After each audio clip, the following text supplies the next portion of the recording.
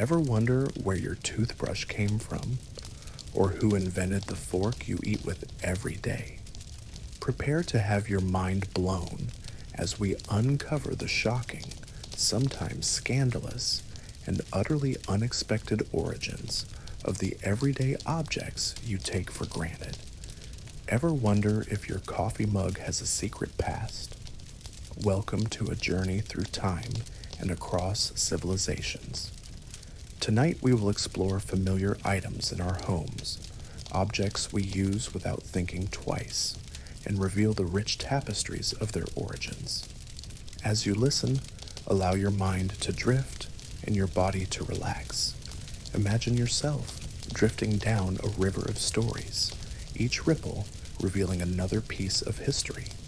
By the end, you may find that these simple things take on new meaning, and that curiosity and wonder help guide you into a peaceful night's sleep. Chapter 1: The Mundane Unveiled. Imagine you're sitting at your kitchen table in the quiet glow of evening, your hands wrapped around a warm mug. Have you ever pondered whether that mug has a secret history? Perhaps it does. Stories of clay and fire, of early artisans shaping vessels out of earth.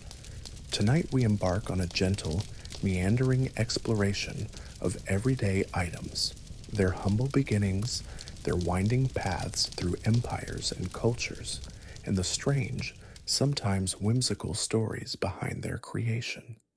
From the moment we wake up and brush our teeth to the time we set down our fork after dinner, we are surrounded by things that seem unremarkable.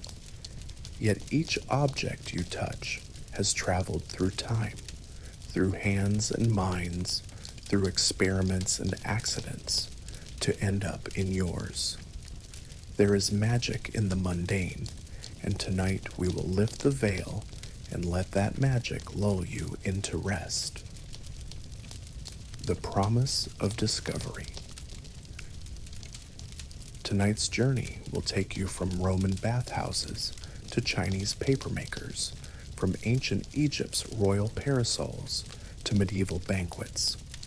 We promise to reveal the histories behind things you take for granted, and to do so with the gentle rhythm of a bedtime story.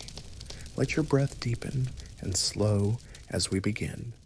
Feel the weight of your blanket, the warmth of your bed, and the curiosity that gently stirs inside you. Chapter 2: The Hygienic Rituals We Take for Granted.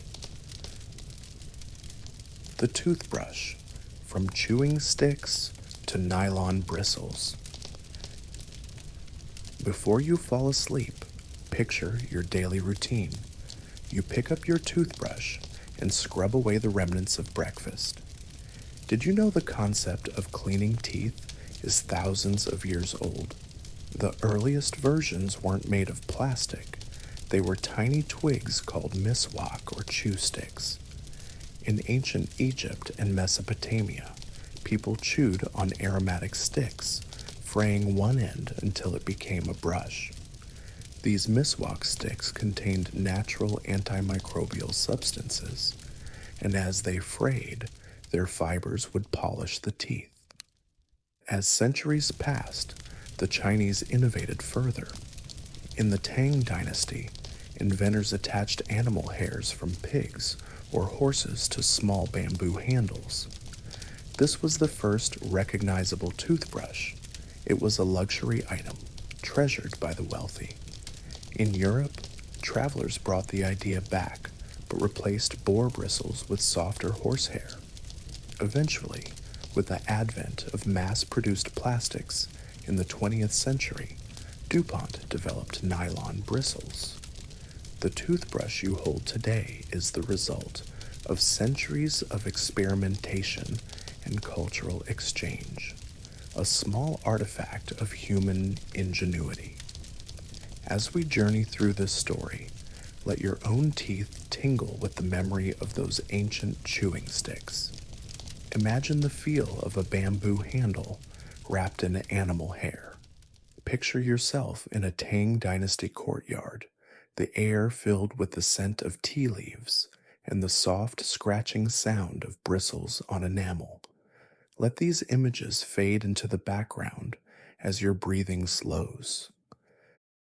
Soap, from ashes and animal fats to the modern bar.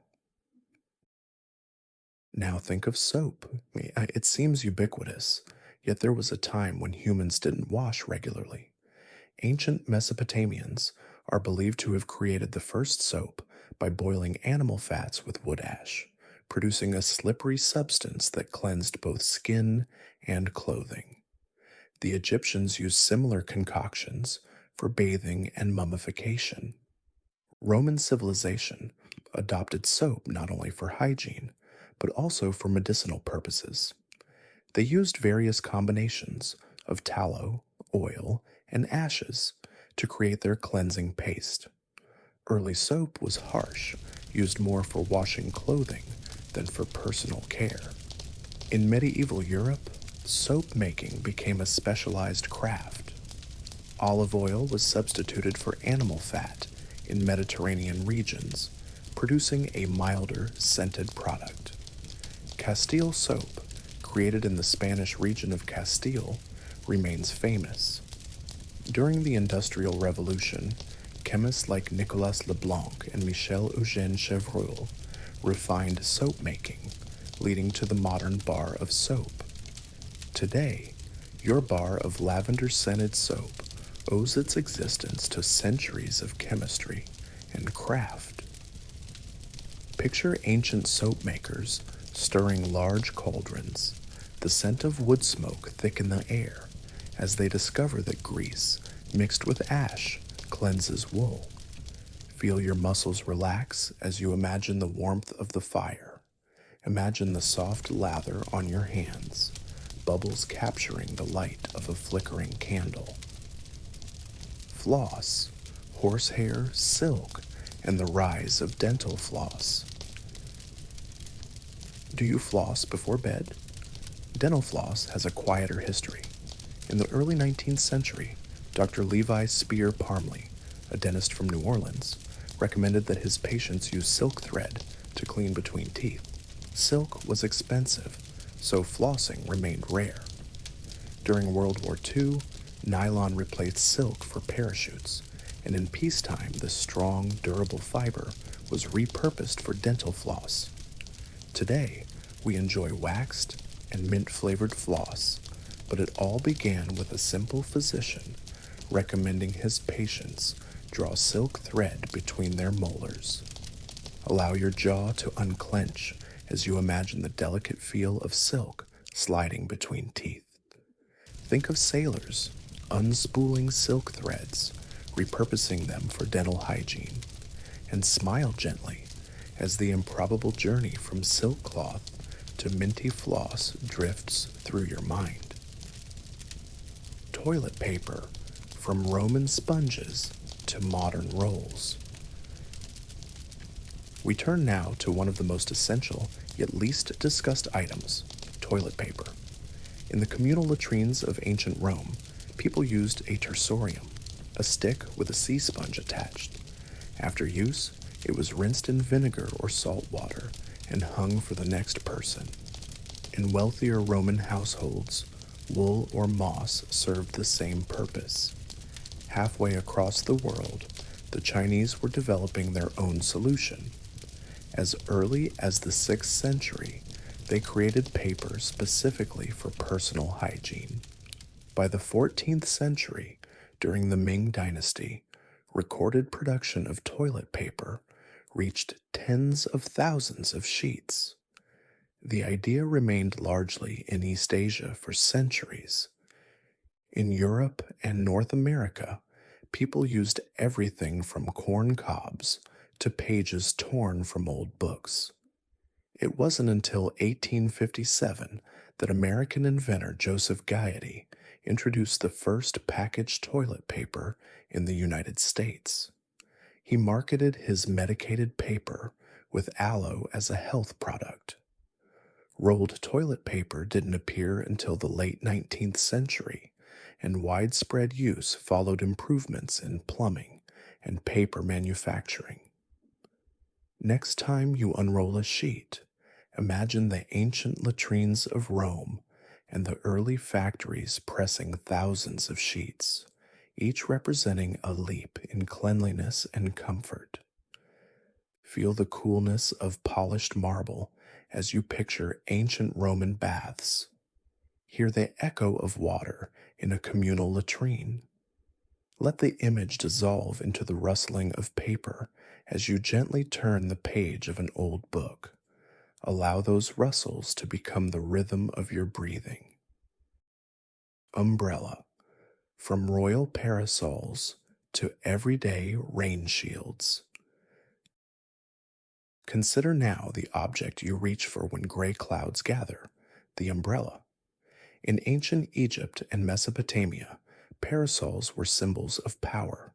Crafted from palm leaves and brightly painted cloth, they were held over rulers to shield them from the sun. In China, waterproof lacquer was applied to paper umbrellas as early as 2,400 years ago, making them practical against rain. When umbrellas reached Europe in the 17th century, they were seen as oddities. Fashionable men preferred hats, while umbrellas were associated with effeminacy. It wasn't until the 18th century that Jonas Hanway, a British traveler and philanthropist, began using an umbrella regularly in rainy London. Initially mocked, he persisted, and soon umbrellas became a common sight. By the early 19th century, they were mass-produced and embraced by all social classes. The next time you hear rain on your umbrella, imagine ancient parasols shading pharaohs and Chinese scholars strolling under lacquered paper. Envision Jonas Hanway walking through London's cobbled streets, umbrella raised high as others laughed. Let the patter of raindrops against the umbrella top guide your breathing into a slow, steady rhythm. The Fork, a tale of scandal and acceptance. Finally, for this chapter, let's consider the fork. It seems so ordinary, 2 or more tines at the end of a handle, but forks have a surprisingly scandalous past. The earliest forks were used for cooking and serving. In ancient Egypt, long-handled forks retrieved morsels from boiling pots. But Europeans, particularly Italians, were among the first to adopt forks at the table in the 11th century. When Venetian nobles used forks to eat pasta, the church criticized them. Some religious leaders saw forks as an affront to God's creation because they replaced the fingers, which were seen as natural tools. When a Byzantine princess used a fork at her wedding, priests condemned her as decadent, and when she died young, they interpreted it as divine punishment. Despite the initial scandal, forks gained acceptance because they were practical. Spaghetti was easier to twirl, greasy fingers were less of an issue. By the 17th century, forks were fashionable in France, and soon after, they spread across Europe. Today, the fork on your dinner table is a quiet triumph over superstition. Imagine those early diners twirling pasta awkwardly, defying tradition. Feel the smooth weight of the fork in your hand, and let that sensation ground you as you prepare for deeper chapters. Chapter 3: The Objects of Comfort and Leisure. Pillows and mattresses, from stone to softness. When you lay your head on a pillow, consider its distant ancestor, the headrests of ancient Mesopotamia and Egypt. In these early civilizations, pillows were carved from stone or wood. Their purpose was as much symbolic as practical, to protect hair and create space for air around the sleeper's head. Wealthy Egyptian tombs included ornate headrests for use in the afterlife.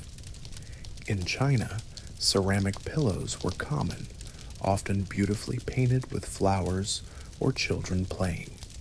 They were believed to preserve a person's beauty and transmit health benefits.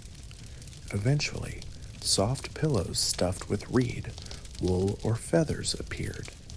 In medieval Europe, large bolster pillows and feather mattresses became status symbols, while poorer families made do with straw-filled sacks. As we cross centuries, the Industrial Revolution brings spring mattresses and cotton pillow stuffing, making soft bedding widely accessible.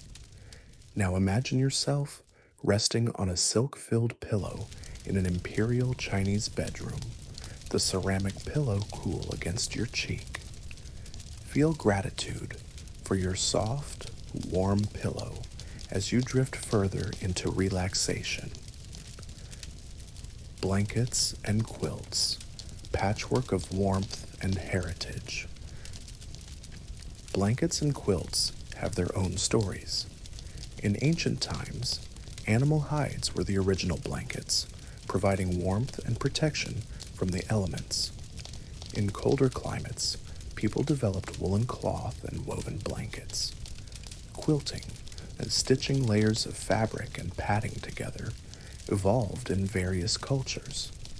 In medieval Europe, quilted garments provided warmth under armor. Quilted bed covers offered insulation. In North America, quilting became an art form.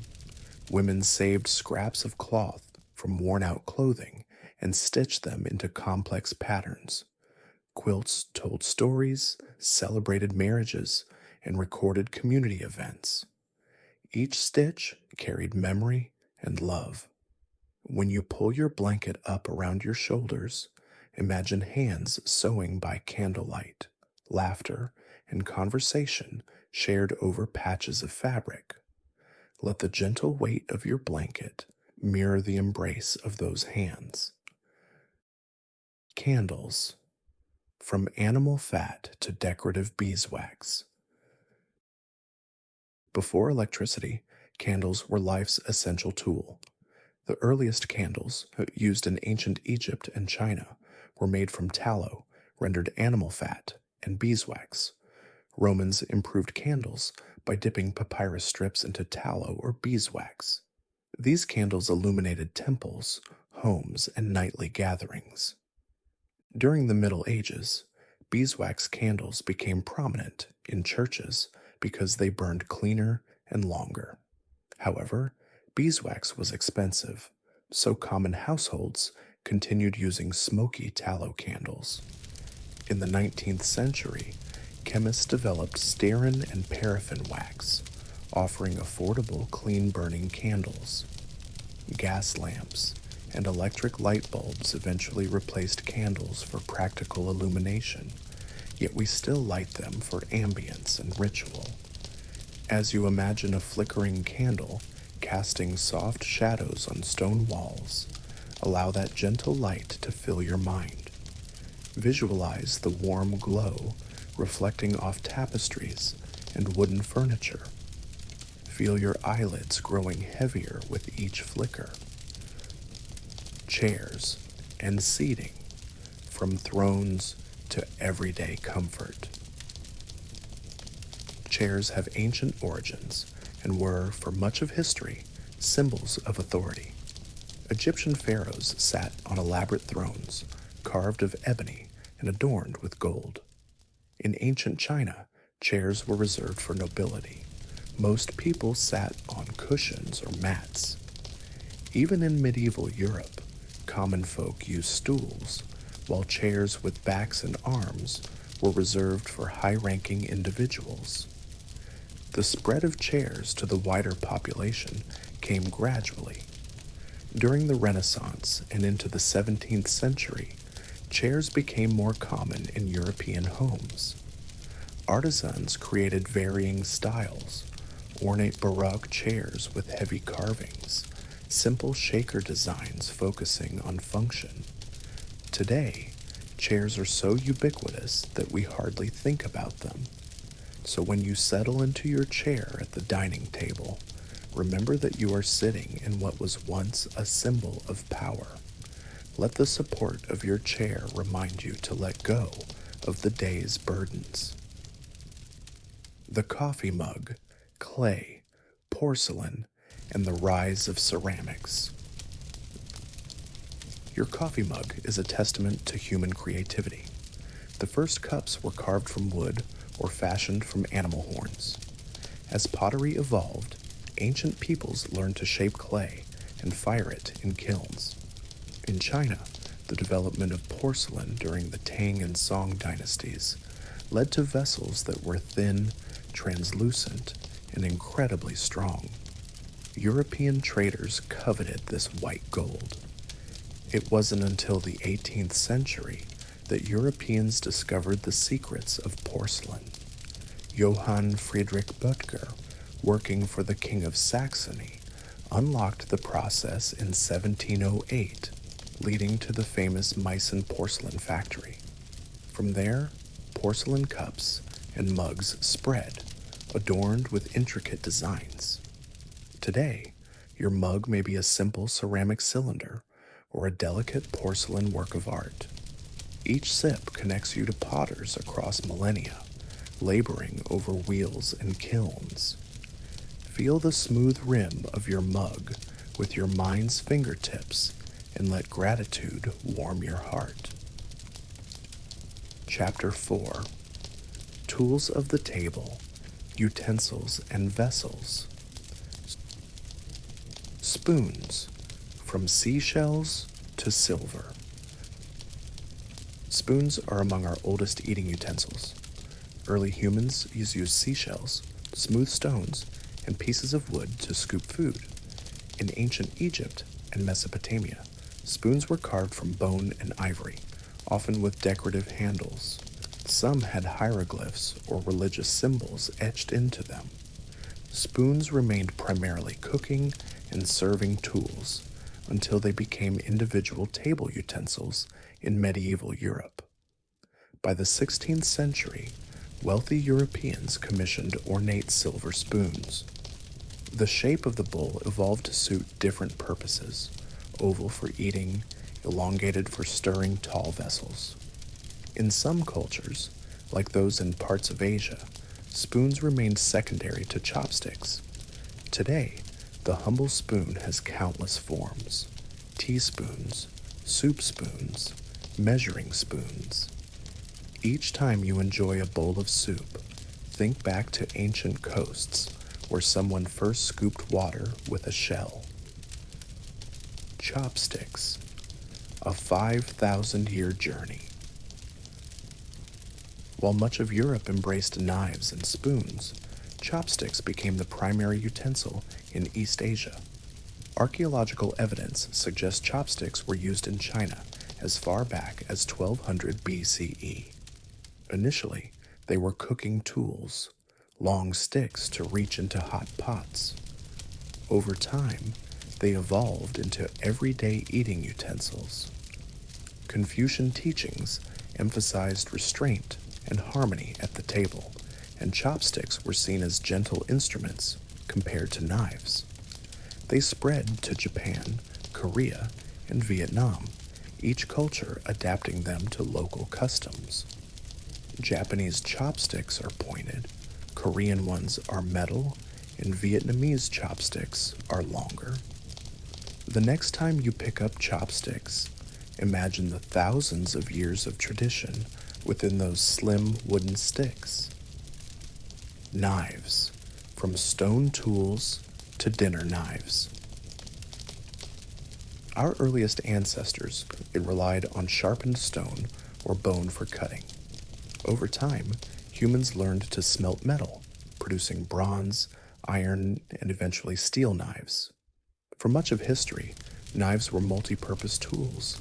A man's knife could slice food and serve as a weapon. The concept of a separate table knife emerged in 17th century France. King Louis XIV reportedly ordered that knives used at his court have rounded tips to reduce violence at the dining table. This fashion for blunt dining knives spread throughout Europe. Eventually, knives became part of a standardized place, setting alongside forks and spoons. As you cut your steak or spread butter on bread, remember that your knife evolved from survival tool to a symbol of refinement. Plates and bowls, clay, glass, and fine china. The earliest plates were simply flat pieces of bread used as a base for foods. Medieval trenchers were slabs of stale bread upon which meat and sauce were piled. After the meal, these trenchers were given to the poor or to animals. Wooden plates followed, then pewter and ceramic. Bowls have even older origins. Early humans shaped clay into small vessels to hold liquids and stews. The Chinese perfected porcelain bowls that were thin yet strong. Middle Eastern artisans created glazed ceramics with intricate geometric patterns. In Europe, the development of tin-glazed earthenware led to Delftware and faience. When you hold a ceramic bowl, you hold a piece of technology that solved one of humanity's earliest challenges, containing food and drink. Glassware, sand, fire, and the art of blowing. Glass is made by melting sand with soda ash and lime. Ancient Egyptians and Mesopotamians created small glass beads and vessels as early as 3,500 years ago. The Romans improved glass production, inventing glass blowing. This technique allowed for the creation of thin-walled vessels, making glassware more accessible. In the Renaissance, Venetian glassmakers on Murano Island produced delicate goblets and crystal. They guarded their techniques fiercely. Bohemian crystal emerged later, renowned for its clarity and brilliance. Today, glass is ubiquitous, from drinking glasses to smartphone screens. The next time you hold a glass to the light, notice how it refracts and sparkles. Imagine the first glass blower inflating molten glass like a balloon, astonished at the shimmering form in their hands. Chapter 5: Tools of Communication and Creation. Paper, from silk to wood pulp. Paper seems so ordinary, yet it revolutionized communication. Before paper, people wrote on clay tablets, papyrus, or parchment made from animal skins. Around 105 CE, a Chinese official named Kai Lun improved papermaking by pulping mulberry bark, hemp, and old rags.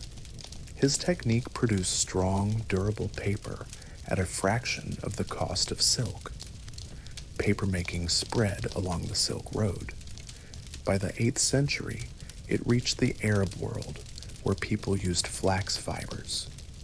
Europeans initially used parchment, but by the 13th century, they embraced paper. The printing press in the 15th century fueled demand, turning paper into an engine of literacy and information. Modern paper is produced from wood pulp in massive mills, but its essence remains the same: plant fibers intertwined into a sheet. As you listen, imagine a papermaker dipping a bamboo screen into a vat of pulp, lifting it and letting the water drain away, leaving behind a mat of fibers that will dry into a sheet. Hear the dripping water and the rustle of drying paper. Pens and pencils, from quills to graphite. Writing implements have evolved through many forms. Ancient Mesopotamians used reeds to press cuneiform into clay. Egyptians wrote with rush pens dipped in ink.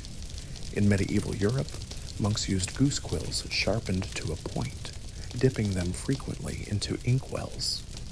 The modern pencil owes its existence to a 16th century discovery in Borrowdale, England, where a deposit of pure graphite was found. Locals initially used it to mark sheep. Eventually, carpenters and artists carved sticks of graphite and wrapped them in string or inserted them into wooden cases. The word pencil comes from the Latin pensillus, meaning little tail, referring to the brush of a paintbrush. In the 19th century, American inventor Joseph Dixon industrialized pencil production. Pencils were mass-produced, each a simple tool enabling drawing, writing, design. Meanwhile, pens evolved from metal nibs to fountain pens to ballpoint pens. In the 1940s, the ballpoint pen revolutionized writing with its smooth flow of ink. Now you can choose from gel pens, roller balls, and digital styluses. Each time you jot down a note, you participate in a lineage stretching back to reeds and quills. Chapter 6: A Gentle Farewell. Before you drift into dreams, take one more slow, deep breath. Envision the everyday objects in your life glowing softly, lit from within by centuries of history. Picture the hands that shaped them, the minds that imagined them, the communities that embraced them. Imagine a thread connecting you to those people across time and space, weaving through your toothbrush, your mug, your pillow, your fork. May this newfound appreciation bring a sense of wonder into your daily rituals. May the stories you heard tonight enrich your dreams and gently carry you into peaceful sleep. Good night, and thank you for joining this exploration. Rest well, knowing that every object around you tells a story, and that you are part of a wondrous human continuum that stretches far into the past and will flow endlessly into the future. Please enjoy the rest of the video, where I will play soothing fireplace noises for you.